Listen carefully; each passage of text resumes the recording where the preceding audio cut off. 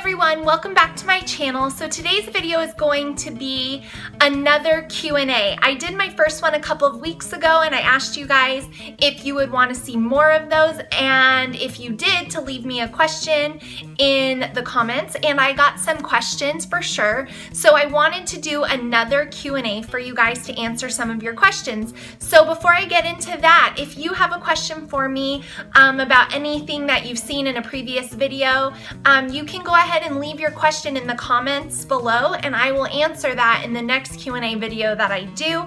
If I continue to get a good amount of questions for each one, I will probably keep doing these videos every 2 weeks or so. I just like them because it gives me a chance to kind of hear what you guys are wondering, and then I get to directly answer you, and so I just like that exchange. So again, if you have a question for me for the next Q&A, you can leave it in the comments below, and if you missed the last one, I will link that in the description box, because that is kind of where I pulled most of these questions from. So I have my little notes right here, and I'm going to answer 5 questions today. So the first question that I got is, will we have more kids? And that's funny that you should ask that. We are not going to have any more biological children. I had 4 C-sections, and so my body was just kind of saying it was done toward the last pregnancy I had. I also had all 4 of those C-sections within a 4-year time span. So I was having complications towards the end, and it just was seeming like it probably wouldn't be safe or the best idea to have another pregnancy. So we will not be having any more biological children, but we do have a big family announcement that I plan to share with you guys soon, kind of regarding that. So no, we're not having any more biological children. Will we add to our family in some other way? Only time will tell. So I know I'm kind of leaving you guys hanging with that, but I plan to do a whole video, kind of like a life update on that situation. Then the second question I got was, do my kids play sports? And the answer is yes. I have one who plays soccer. I actually coach her. I have one who's done ballet and tap, who just moved over to gymnastics, which is probably the cutest thing ever to see a tiny little 4-year-old bending all different ways. My older son swims, and my younger son was doing swimming lessons. He's done soccer. He hasn't quite decided he's done karate. He hasn't quite decided what his thing is, but he wants to play soccer again because he wants a medal. That's his motivation. So yes, they do play sports. Where do my kids sit while I work out? I think I mentioned that in my day in the life video, so if you missed that, I will link that down in the description box as well. I kind of mentioned that. So the place where I work has childcare for 8 and under, so I have 2 of my kids are older than 8, so they are not allowed to go into the childcare. The younger 2 do, and it's like a gym daycare, I guess. So they go in there, the teachers take care of them, they're kept in a separate area, all of that good stuff.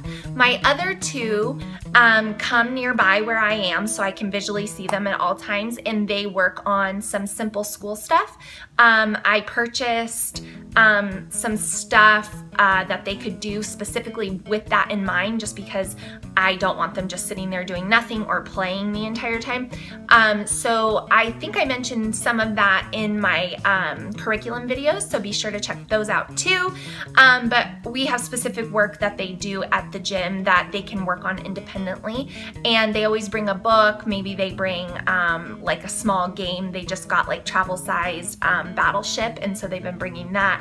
And so they just sit nearby at a table or on the floor, it's clean where they're sitting. So that's where they sit where I work. Now I have been going to another gym on my own to get my own personal workout time in, and there they sit just in a mat area that's connected to where I'm working out, so they're in the same facility but they're separate, and they just bring library books, coloring books, they practice gymnastics, cartwheels. On an occasion we'll let them play on their Kindles or iPads, and so that's where they go. So Then the fourth question that I got was, do I count my macros? And some of you might hear that question and you're like, what is a macro? That's a good question. And so I do plan to discuss that more here. There's tons of videos out there where people who are in the fitness industry discuss that, but I never think that, the way that I explain something might be different, so I am going to do a video on that. But to answer the question, yes, I do count my macros. A macro is just your macronutrients, so they're the three largest nutrient groups that you need. So we have protein, carbohydrates, and fats. And counting your macros is just reaching a certain number in each of those areas every single day. And so to answer the question, yes, I do. Have I always? No. And I plan to share more about my fitness journey with you guys if that's something that you would be interested in hearing. You know from my videos that I am a personal trainer, but if you're interested in hearing more about fitness in general, my fitness journey, I would love to share that with you guys, but I don't want to put it out there if it's not something you're interested in hearing. So let me know in the comments if you would like to hear more about that, or if you have specific fitness questions for me. I would be more than glad to answer those. And the last question that I got was, could I please share some of my Crockpot recipes?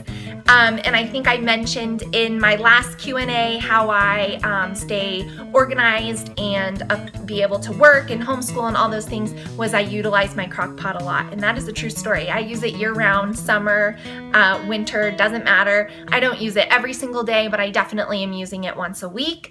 But here's the spoiler. I'm not a huge recipe girl. I know.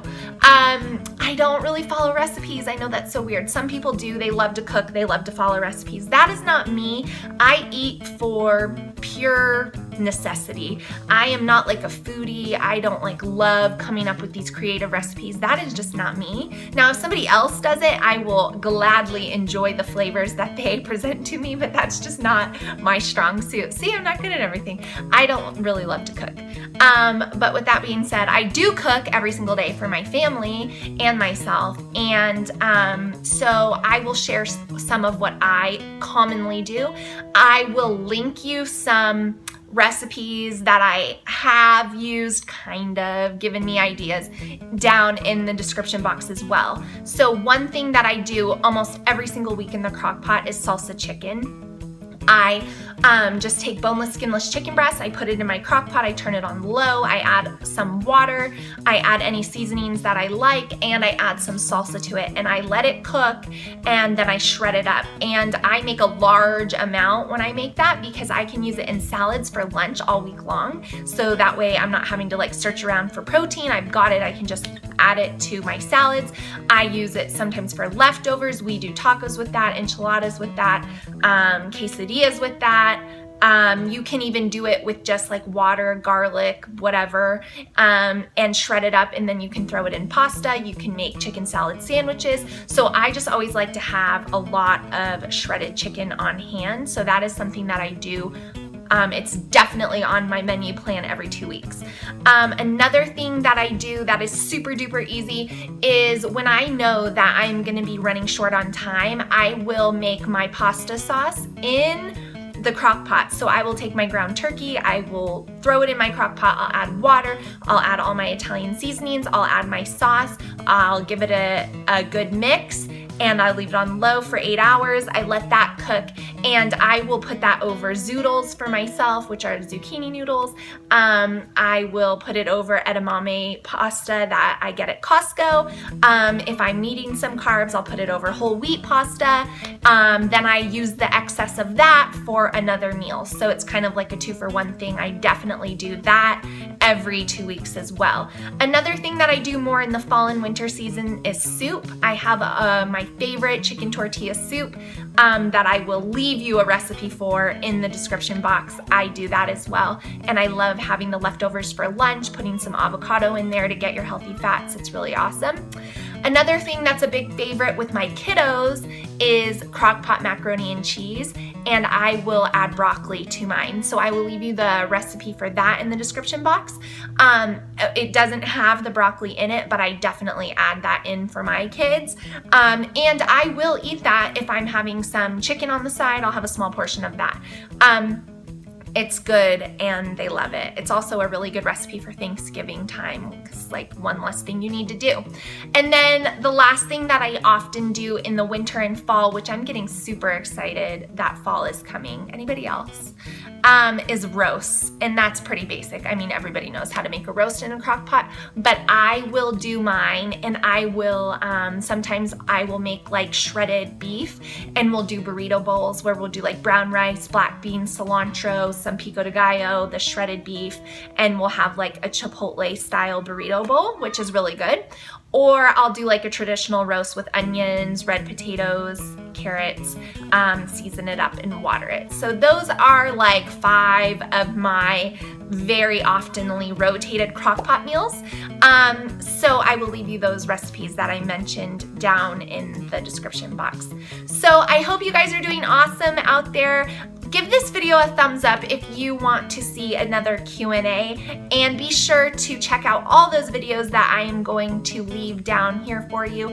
I really just want to say thank you before I end this video to everybody out there who has commented and subscribed to my channel. It's been really encouraging, and I am loving getting to interact with all of you guys out there and hopefully give somebody some info or some encouragement that they were needing. So I will talk to you guys soon.